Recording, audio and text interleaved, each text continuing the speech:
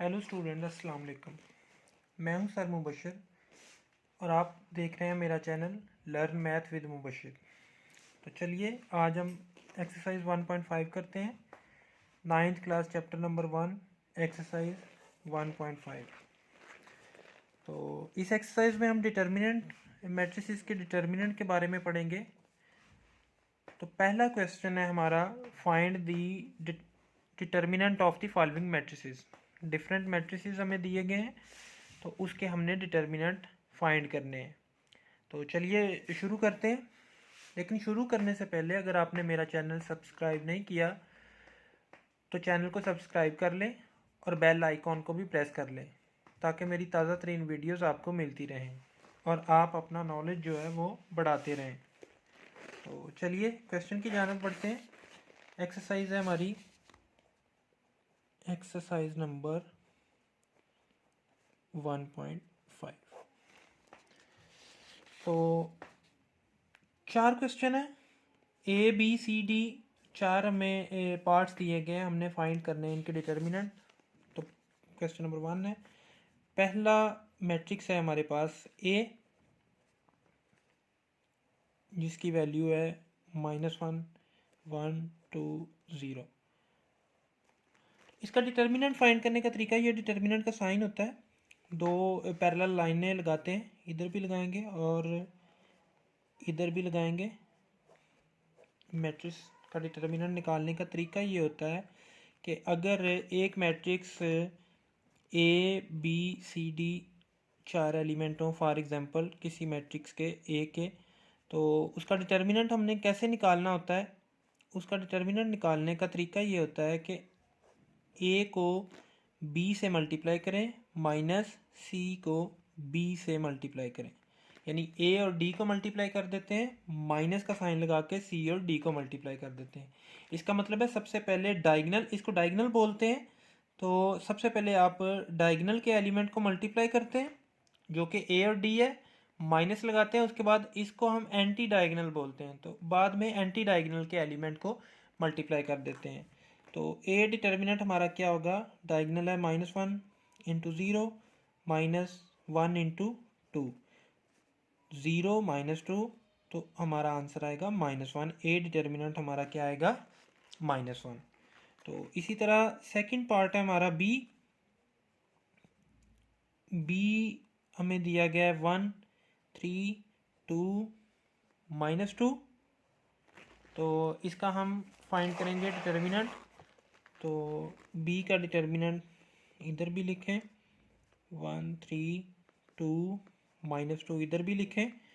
तो diagonal parts 1 और -2 है, इनको मल्टीप्लाई किया, माइनस उसके बाद 2 और 3 को मल्टीप्लाई किया जो कि एंटी डायगनल है, तो ये आ गया -2 -3 2 6 -8। बी का डिटर्मिनेंट हमारे पास क्या आ गया, -8। तो तीसरा पार्ट इसका है सी। मैट्रिक्स है हमारे पास 3 2 3 2। तो सी का डिटर्मिनेंट फाइंड करते हैं। सी का डिटर्मिनेंट 3 2 3 2। तो डायगोनल पार्ट 3 2, इसको इससे मल्टीप्लाई करेंगे, माइनस लगाएंगे, फिर इस 3 को इस 2 से मल्टीप्लाई करेंगे। तो 3 2 6 -6, तो ये क्या आ गया हमारे पास, 0। तो सी का डिटर्मिनेंट हमारा क्या आ गया, 0।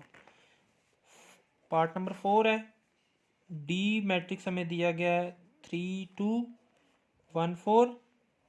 तो डी का डिटर्मिनेंट फाइंड करें, 3 2 1 4। डिटर्मिनेंट क्या होगा, 3 को 4 से मल्टीप्लाई करेंगे जो कि डायगनल एलिमेंट है, -1 को 2 से मल्टीप्लाई करेंगे जो कि एंटी डायगनल है। 3 4 12 -2 1 2। तो डी का डिटर्मिनेंट हमारे पास क्या आ गया, 10। तो इस तरह से हमने क्वेश्चन नंबर 1 कंप्लीट किया। नेक्स्ट क्वेश्चन है हमारे पास, find which of the following matrices are singular or non singular. तो इसमें भी A B C D 4 matrices दिए गए हमें और हमने बताना है कि इनमें से कौन सा मैट्रिक्स जो है वो सिंगुलर है और कौन सा मैट्रिक्स जो है वो नॉन सिंगुलर है। तो इसका तरीका ये होता है कि कोई भी मैट्रिक्स सिंगुलर कब होता है, जब उसका डिटर्मिनेंट ज़ीरो आ जाए। तो सिंगुलर मैट्रिक्स का मतलब ये है कि उस मैट्रिक्स का डिटर्मिनेंट जो है वो ज़ीरो है। नॉन सिंगुलर वो मैट्रिक्स होता है जिसका डिटर्मिनेंट ज़ीरो नहीं होता। तो चलिए चेक करते हैं। पार्ट 1 सेकंड क्वेश्चन का हमारे पास है 3, 6, 2, 4। तो ये बताना है सिंगुलर है या नॉन सिंगुलर है। तो इसके लिए सिंपल मेथड है, डिटर्मिनेंट लें जैसे कि क्वेश्चन नंबर 1 में आपने लिया था। तो जब हम डिटर्मिनेंट लेते हैं तो 3 और 4 मल्टीप्लाई होंगे, -2 और 6 मल्टीप्लाई होगा। तो डायगनल माइनस लगा के एंटी डायगनल। तो ए डिटर्मिनेंट हमारा क्या आएगा, 4 3 ज़ार 12, -6 2 ज़ार 12, ये ज़ीरो आएगा। तो ए डिटर्मिनेंट ज़ीरो आ गया। तो ये जो मैट्रिक्स है ये क्या है, singular. A is singular matrix. अगर ये ज़ीरो ना आता तो नॉन सिंगुलर होता। इसी तरह सेकंड क्वेश्चन हम करते हैं। सेकंड क्वेश्चन का में बी है हमारे पास 4 1 3 2। तो इसका डिटर्मिनेंट लेंगे बी का, 4 1 3 2 डिटर्मिनेंट। 4 मल्टीप्लाई होगा 2 के साथ, -3 मल्टीप्लाई होगा 1 के साथ। डायगनल एलिमेंट को मल्टीप्लाई किया, उसके बाद माइनस लगा के एंटी डायगनल को मल्टीप्लाई किया। 4 2 ज़ार 8, -3, तो ये 5 आ गया। तो ये बी के इक्वल नहीं है, सॉरी ज़ीरो के इक्वल नहीं है। तो ये is not equal to zero. तो बी फिर क्या है, बी इज़ नॉन सिंगुलर। ये सिंगुलर मैट्रिक्स नहीं है, क्योंकि सिंगुलर मैट्रिक्स होता तो इसका डिटर्मिनेंट जो आना था वो ज़ीरो आना था। इसी तरह इसका पार्ट 3 करते हैं। उसमें सी की वैल्यू दी गई है हमें 7 -9 3 5। तो सी का डिटर्मिनेंट लेते हैं। सी का डिटर्मिनेंट 7 -9 3 5, इसका डिटर्मिनेंट आएगा। तो 7 5 से मल्टीप्लाई होगा, माइनस लगा के 3 -9 से मल्टीप्लाई होगा। Diagonal element minus anti diagonal element. 7 5 ज़ार 35, माइनस माइनस प्लस, माइनस को माइनस से मल्टीप्लाई करेंगे तो प्लस हो जाएगा। तो 9 3 ज़ार 27। तो दोनों को जब हम प्लस करेंगे तो आएगा 62। तो ये हमारा ज़ीरो के इक्वल नहीं है। तो फिर सी इज़ नॉन सिंगुलर। सी भी हमारा जो है वो नॉन सिंगुलर मैट्रिक्स है। उसके बाद इसके बढ़ते हैं चौथे पार्ट की जानब। डी है हमारे पास 5 -10 -2 4। तो डी का डिटर्मिनेंट लेते हैं। 5 -10 -2 4, इसका डिटर्मिनेंट लेंगे।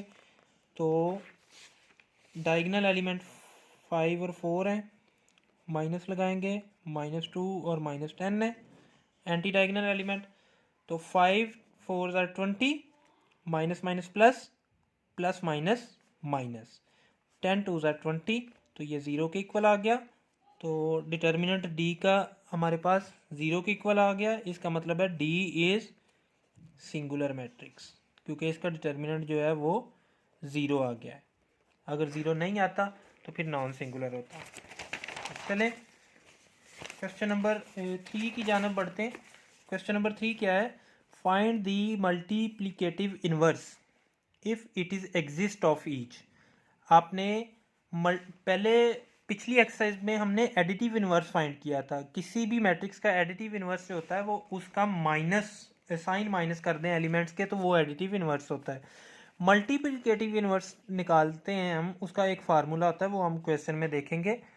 तो ये कोई ऐसा मैट्रिक्स भी होता है जिसका मल्टीप्लिकेटिव इनवर्स नहीं आता। वो कौन सा मैट्रिक्स होता है, ऐसा मैट्रिक्स जो सिंगुलर हो उसका मल्टीप्लिकेटिव इन्वर्स नहीं आता। इसीलिए उसने लिखा है कि इफ़ इट एग्जिस्ट। वो अगर नहीं एग्जिस्ट करता होगा तो आपने बता देना है कि वो नहीं करता। तो चलिए निकालते हैं। क्वेश्चन नंबर 3, मल्टीप्लिकेटिव इन्वर्स ए है हमारे पास -1 3 2 0। तो फाइंड इसका मल्टीप्लिकेटिव इन्वर्स को यूँ लिखते हैं, ए ऊपर छोटा सा -1, तो यूँ ये मल्टीप्लिकेटिव इन्वर्स इसको बोलते हैं। तो मल्टीप्लिकेटिव इन्वर्स निकालने के लिए सबसे पहले हम डिटर्मिनेंट निकालते हैं, क्योंकि हमने चेक करना होता है कि कोई मैट्रिक्स सिंगुलर है या नहीं। अगर वो सिंगुलर होगा तो उसका मल्टीप्लिकेटिव इन्वर्स नहीं आएगा। तो ए डिटर्मिनेंट किसके इक्वल आएगा? डायगनल एलिमेंट -1 और 0 है, माइनस लगेगा, उसके बाद 2 और 3 मल्टीप्लाई होगा, 0 -6। तो ए डिटर्मिनेंट जो है वो -6 है। तो ये नॉन सिंगुलर है, तो मल्टीप्लिकेटिव इन्वर्स जो है वो पॉसिबल है।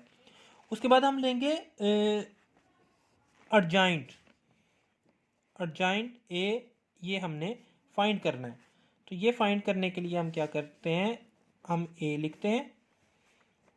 ए लिखने के बाद ये अर्जाइंट ए क्यों लेना है ये आगे आपको मैं बताऊंगा। जब ए इनवर्स का फार्मूला लिखेंगे तब आपको पता चलेगा कि अर्जाइंट हमने क्यों लेना है। तो ए इज इक्वल टू -1 3 2 0। तो इसका अर्जाइंट जब लेंगे तो डायगनल एलिमेंट को हम चेंज कर देंगे। डायगनल एलिमेंट को हम क्या करेंगे, चेंज कर देंगे। यानी ये जो एलिमेंट है इसको हम रिप्लेस कर देंगे। जहाँ पे 0 है वहाँ पे -1 आ जाएगा, जहाँ पे -1 है वहाँ पे 0 आ जाएगा। ठीक है। और जो एंटी डायगनल एलिमेंट है उनके साइन चेंज कर देंगे, उनके साइन चेंज कर देंगे। तो ये हमारे पास क्या आ जाएगा, अर्जाइंट। यानी कि इफ़ अगर ए हमारा हो ABCD, तो अर्जाइंट ए निकालने के लिए हम क्या करते हैं, अर्जाइंट ए निकालने के लिए हम DA इनको चेंज कर देते हैं और ये वाले साइन चेंज कर देते हैं। पॉजिटिव है तो नेगेटिव, नेगेटिव है तो पॉजिटिव। तो ये अर्जाइंट ए हो गया। अब हमने क्या निकालना है, ए इनवर्स। ए इनवर्स का फार्मूला होता है 1/A डिटर्मिनेंट इनटू अर्जाइंट ऑफ ए। ये फार्मूला होता है ए इनवर्स का। ए इनवर्स बी इनवर्स का होगा तो यहाँ पे ए की जगह पे बी आ जाएगा, सी या डी, वो जो भी आप लगाना चाहें लगा सकते हैं। तो A inverse is equal to 1/A determinant की वैल्यू हमारे पास -6 आई है, तो यहाँ पे -6, और अर्जाइंट ए की वैल्यू हमारे पास आई है 0 -3 -2 -1। ये हमारे पास अर्जाइंट ए की वैल्यू आई है। तो ये -6 डिवाइड हो रहा है, तो ये चारों एलिमेंट के साथ डिवाइड होगा। तो चलिए चारों एलिमेंट्स के साथ -6 को डिवाइड कर दें। -2/-6 -1/-6। तो ये हमारा बन जाएगा A inverse. A inverse equal to 0 divided by -6, 0 आएगा, minus minus cancel, 3 divided by 6 जो है 1/2 आएगा, माइनस माइनस कैंसिल, 2/6 जो है 1/3 आएगा, और ये माइनस माइनस कैंसिल 1/6 आएगा। ये आपका आ गया ए इनवर्स। इनको कैंसिल कर लें आप। तो अगर आप कैलकुलेटर पे कर रहे हैं तो ये आंसर यूं भी आ सकता है, ए इनवर्स इक्वल टू, अगर आप कैलकुलेटर पे कर रहे हैं तो पॉइंट में आंसर आएगा 0, तो 0.5, उसके बाद 1/3 आएगा 0.33, और 1/6 जो है वो अप्रॉक्सीमेटली आपका आएगा 0.166। तो ये अगर आप कैलकुलेटर पे कर रहे हैं तो ये आंसर आएगा, ये भी ठीक है। अगर आप वैसे ओवर में करना चाहते हैं तो ये आंसर है। ये दोनों आंसर आपके ठीक हैं। तो ये हमने निकाल लिया ए इनवर्स। इसी तरह इसका सेकंड पार्ट है, क्वेश्चन नंबर 3 का सेकंड पार्ट बी है हमारे पास 1 2 -3 -5। तो हम देखेंगे, सबसे पहले इसका डिटर्मिनेंट लेंगे ताकि हमें पता चले ये इन्वर्स आ सकता है कि नहीं, इसका पॉसिबल है या नहीं। 1 2 -3 -5, तो डायगनल एलिमेंट 1 और -5 है, माइनस लगाएंगे, फिर -3 और 2 एंटी डायगनल एलिमेंट है। ये वाले एलिमेंट डायगनल होते हैं, इनको पहले मल्टीप्लाई करना होता है, फिर माइनस लिख के इन एलिमेंट को मल्टीप्लाई करना होता है। 1 × -5 -5, माइनस माइनस प्लस, 3 × 2 6, तो ये हमारा क्या आएगा, 1 आएगा। बी डिटर्मिनेंट हमारा क्या आएगा, 1 आएगा। तो इसका मतलब है ये सिंगुलर मैट्रिक्स नहीं है, तो ये मल्टीप्लाई, इसका मल्टीप्लिकेटिव इन्वर्स आ सकता है। तो चलिए एडजॉइंट लें। एडजॉइंट लेने के लिए हम क्या करते हैं, बी हमारे पास क्या था, बी था हमारे पास 1 2 -3 -5, तो इसका एडजॉइंट लेते हैं। एडजॉइंट बी क्या होगा, जैसा कि मैंने आपको बताया कि डायगोनल एलिमेंट को आपने चेंज कर देना है, जहाँ पे 1 है वहाँ पे -5 आ जाएगा, जहाँ पे -5 है वहाँ पे 1 आ जाएगा। और ये वाले साइन चेंज करने हैं, 2 के साथ प्लस है तो माइनस का साइन आ जाएगा, 3 के साथ माइनस है तो यहाँ पे प्लस का साइन आ जाएगा। तो B inverse equal to formula लगाएं, B determinant into adjoint of B. तो बी डिटर्मिनेंट 1 आया है तो 1/1 हो जाएगा। एडजॉइंट बी जो है वो एडजॉइंट बी आपका -5 -2 3 और 1, ये आपका एडजॉइंट बी आया।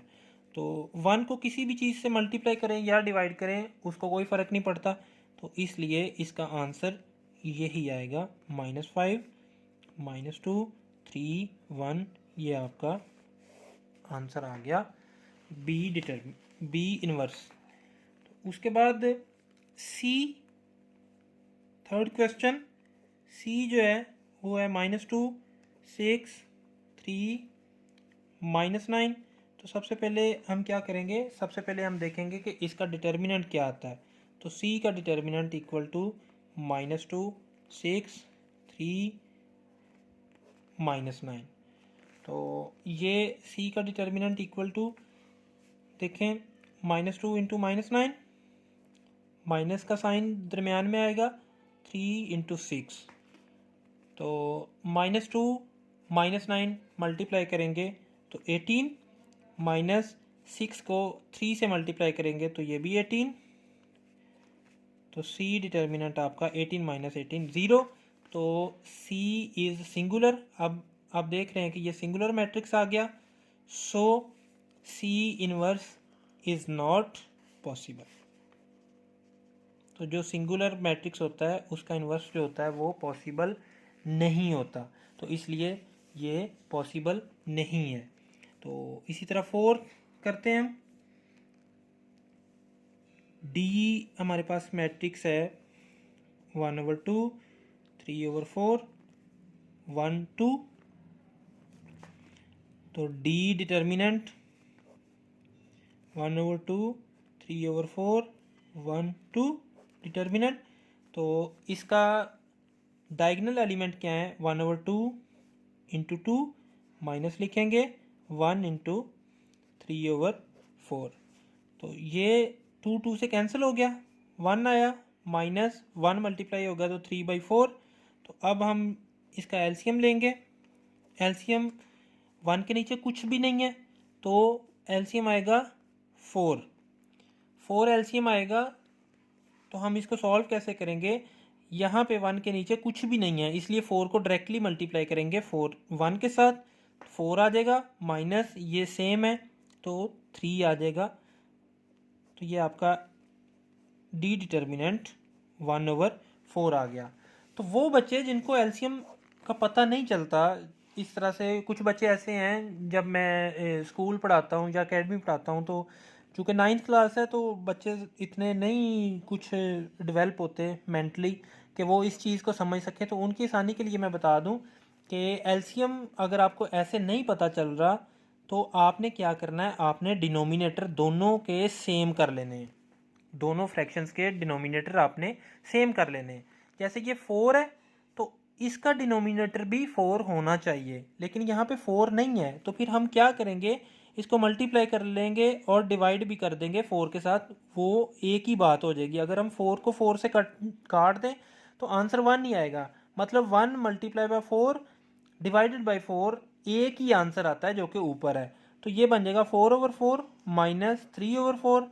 अब इनका एलसीएम यानी डिनोमिनेटर सेम आ गया तो नीचे वो एक दफ़ा ही लिखेंगे और ऊपर वाली वैल्यूज़ लिख के हम इजीली इसको सॉल्व कर सकते हैं। तो अगर आपको इस तरह डायरेक्ट एलसीएम की नहीं समझ आती तो आप इसके डिनोमिनेटर को सेम कर सकते हैं, तो इस तरह निकाल सकते हैं। तो ये नॉन सिंगुलर है, इसका मतलब ये है कि ये इसका इन्वर्स आ सकता है। तो चलिए हम निकालते हैं, इसका अर्जाइन निकालना पड़ेगा। डी हमारे पास है 1/2, 3/4, 1/2, ये हमारे पास डी है। तो इसका अर्जाइन निकालें। अर्जाइन ऑफ डी इक्वल होगा, तो हमने क्या करना है, हमने डायगनल वाले एलिमेंट को इंटरचेंज कर लेना है और जो एंटी डायगनल है उनके साइन चेंज कर देना। ये प्लस था माइनस हो गया, ये 1 प्लस था ये माइनस हो गया। तो चलिए अब फार्मूला लगाते हैं। डी इनवर्स किसके इक्वल है, 1/d determinant into adjoint of D. तो 1/d डिटर्मिनेंट क्या था हमारा, 1/4 आया, और अर्जाइंड हमारा क्या आया, 2 -3/4 -1 1/2। तो बच्चों ये डिवाइड हो रहा है, ओवर के नीचे ओवर आ रहा है। तो इसको सॉल्व करने का तरीका क्या होता है, जब ओवर के नीचे ओवर आता है तो ये रेसिप्रोकल हो जाता है, यानी इसका मतलब है 1 डिवाइडेड बाय 1/4। तो डिवाइड को जब हम मल्टीप्लाई में चेंज करते हैं तो ये रेसिप्रोकल हो जाएगा। इसका सेम, इसका और इसका एक ही मतलब है, 1 मल्टीप्लाई बाय, ये 1/4 था, ये 4/1 हो गया, तो ये इसका एक ही मतलब है। तो आगे वैल्यू वैसे ही लिखें। अब ये 4, इसका आंसर क्या आ जाएगा, 4/1, 2 -3/4 -1 1/2। तो ये 4 मल्टीप्लाई होगा अंदर, तो मल्टीप्लाई करें तो 2 × 4 -3/4 × 4 -1 × 4 1/2 × 4। तो अब कैलकुलेट कर लें, 4 2 ज़ार 8, ये 4 4 से कैंसिल, -3, ये -4, ये 2 1 ज़ार 2, 2 2 ज़ार 4, तो ये 2। तो ये बच्चों आपका डी इनवर्स आ गया। तो आज की वीडियो में इतने ही क्वेश्चन हम करेंगे। क्वेश्चन नंबर 4 5 6 के लिए नेक्स्ट वीडियो में बनाऊंगा, क्योंकि बच्चे काफ़ी, ये बच्चों के आ रहे थे कमेंट्स कि सर आप वीडियो बहुत लंबी कर देते हैं, तो पूरी एक्सरसाइज अगर लंबी हो तो 2 वीडियो बना दिया करें ताकि हमें आसानी हो। कुछ बच्चों का नेट का प्रॉब्लम होता है या समथिंग, जो भी वो समझते हैं, तो इसलिए मैं हाफ ये कर रहा हूँ। ये 1.5 का पार्ट 1 था। इंशाल्लाह कल 1.5 का पार्ट 2 आपके पास आ जाएगा, जिसमें क्वेश्चन नंबर 4 5 6 होंगे, जो कि बहुत इंपॉर्टेंट है। तो कल तक के लिए इजाज़त दें। अल्लाह हाफिज़।